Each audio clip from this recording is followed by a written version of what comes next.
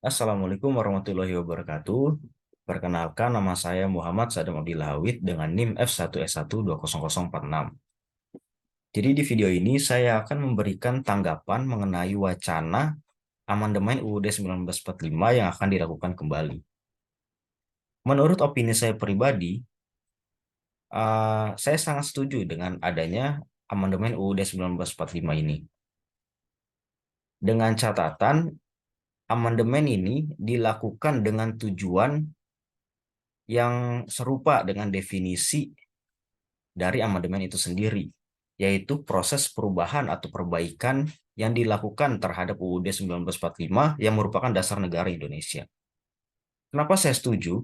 Karena amandemen UUD 1945 dapat menjadi kesempatan untuk memperbarui dan menyesuaikan konstitusi dengan perkembangan zaman dan tuntutan masyarakat modern. Dengan mengubah beberapa pasal yang tidak lagi relevan atau memperbaiki ketentuan yang ambigu, konstitusi dapat menjadi instrumen yang lebih efektif dalam mengatur negara. Selain itu, amandemen juga dapat memberikan kesempatan untuk memperkuat sistem demokrasi di Indonesia. Misalnya, dengan mengklarifikasi dan memperkuat hak-hak asasi manusia, memperluas partisipasi politik, atau memperkuat mekanisme kontrol dan keseimbangan kekuasaan antara lembaga-lembaga negara. Dan juga, amandemen juga dapat digunakan untuk memperkuat ketentuan hukum dalam konstitusi. Hal ini dapat mencakup peningkatan independensi lembaga peradilan, penguatan mekanisme penegakan hukum, atau peningkatan aksesibilitas dan keadilan dalam sistem peradilan itu sendiri.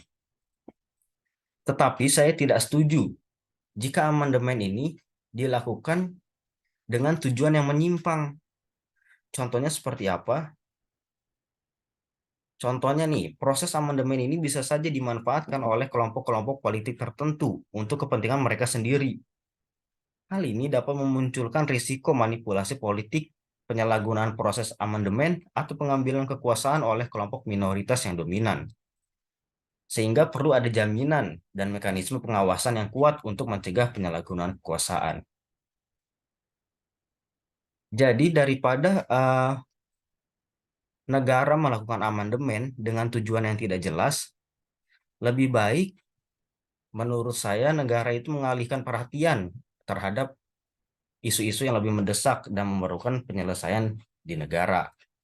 Contohnya seperti menyelesaikan masalah kemiskinan, ketimpangan sosial dan korupsi mungkin lebih penting daripada mengubah konstitusi pada saat ini. Jika memang tujuan yang diambil dari amandemen UUD 1945 ini tidak sesuai dengan definisi amandemen itu sendiri. Mungkin itu saja tanggapan mengenai wacana amandemen 1945 yang akan dilakukan kembali dari saya.